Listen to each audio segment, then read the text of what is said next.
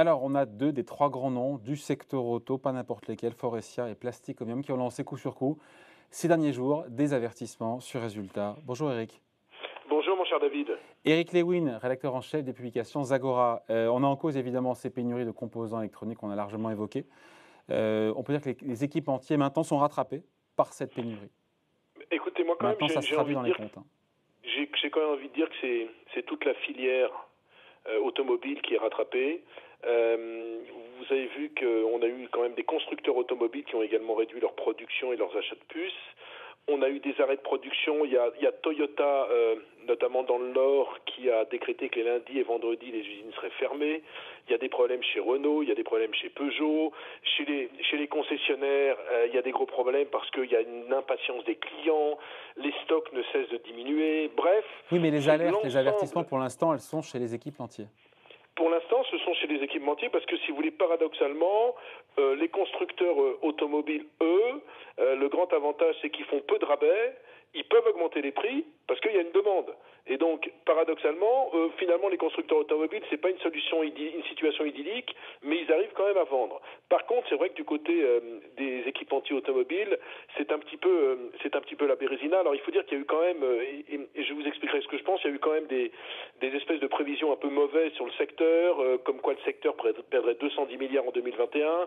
On pensait qu'il y aurait une vente de 77 millions de véhicules dans le monde. Finalement, il y en aura 73 à 73 millions. Oui, ça fait Et quand donc, même qu'est-ce 5 qu'ils ou ont fait 6 quand même, millions de les véhicules équipementiers? produits en moins sur un an, c'est pas rien hein, à l'échelle du C'est pas monde. rien. Mais qu'est-ce qu'ils ont fait en fait, les équipementiers automobiles? Ils ont un petit peu, ce que vous m'excuserez l'expression, ils ont chargé la barque dans la mesure où, quand vous avez des prévisions de marché extrêmement délicates, eh ben, vous avez tout intérêt à faire comme le secteur et faire un avertissement. Donc le premier qui a donné là, c'est Forestia, en disant, ben nous, finalement, vous attendiez une marge opérationnelle de 7%, ben vous aurez entre 6 et 6,2%, et puis vous attendiez un free cash flow au-dessus des 500 millions, vous n'aurez que 500 millions.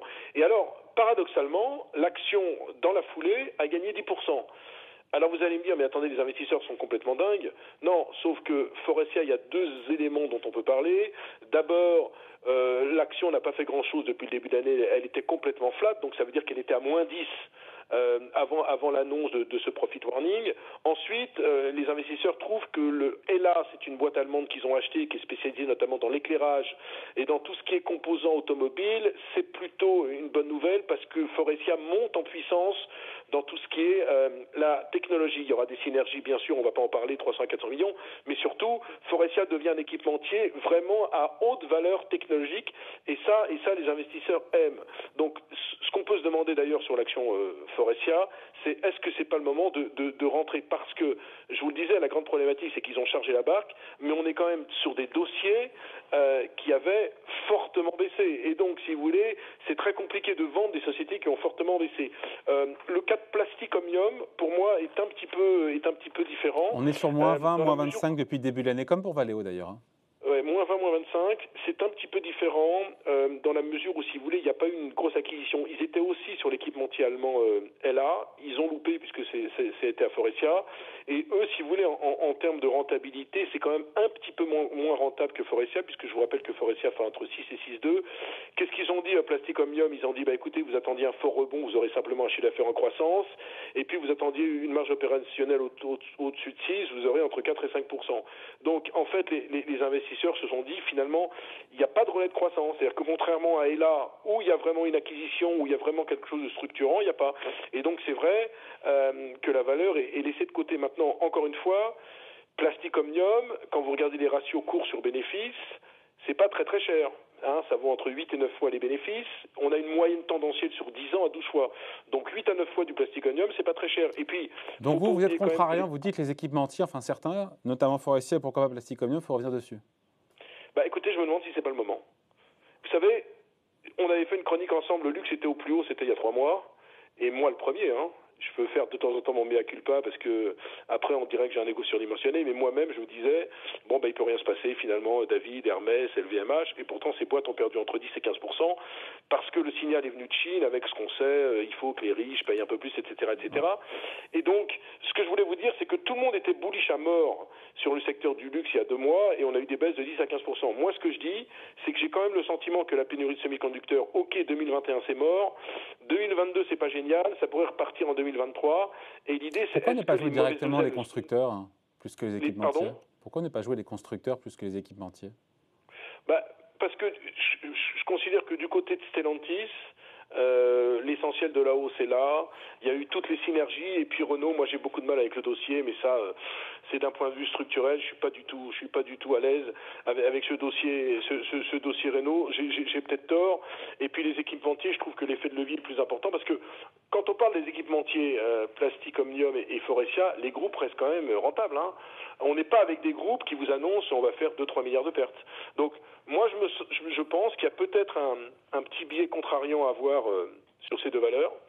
Sur Valeo, c'est un peu plus compliqué. Sur Valeo, on est à moins 23 depuis le début de l'année. Eux, ce qu'ils disent, c'est que toute leur communication en ce moment, ils n'ont pas fait de profit warning, ils ne se sont pas ajustés sur le marché. Eux, ils parlent du véhicule électrique, de la co-entreprise qu'ils ont depuis 2016 avec Siemens, de leur volonté, etc., etc. Donc on n'est pas dans la même problématique.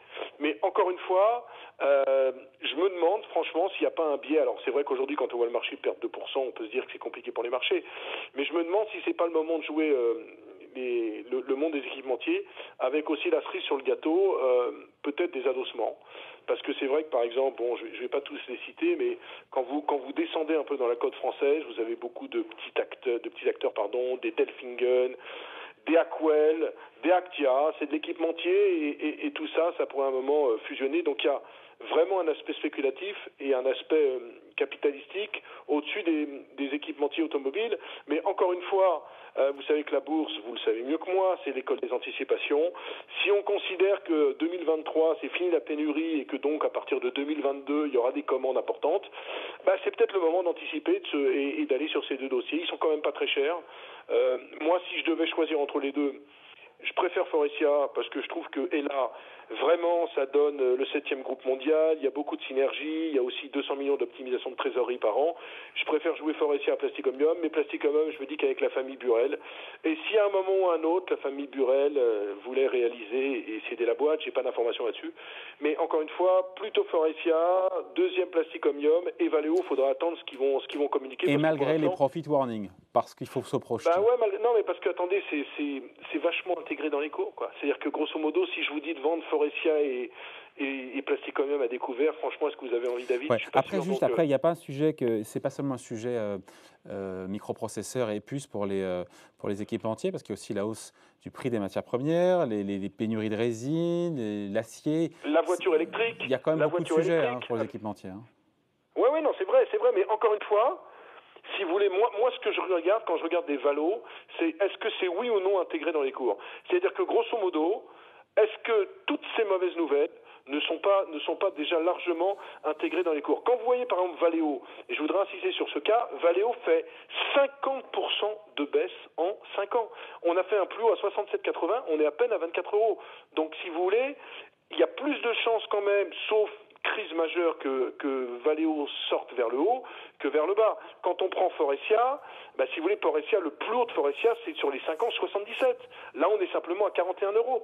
On est à 41 € avec un groupe en plus qui a pris son indépendance, qui est sorti de l'orbite de Peugeot, qui a fait une offre intéressante sur Ella. Donc, moi, je me dis, franchement, quand je regarde les ratios, sur 2022, si je fais des bons calculs, Faurecia, c'est rendement de 4% et PER de 7%. Donc, si vous n'allez pas sur Faurecia aujourd'hui, David, vous n'y allez jamais. Voilà. En gros, si on a envie d'être un peu contrariant, si on a envie d'être un peu couillu, vous m'excuserez cette expression qui n'est pas belle, je pense qu'on peut essayer de jouer ce secteur. Le couillu Lewin. Merci beaucoup, Eric, rédacteur en chef des publications Zagora. Merci, David. Salut.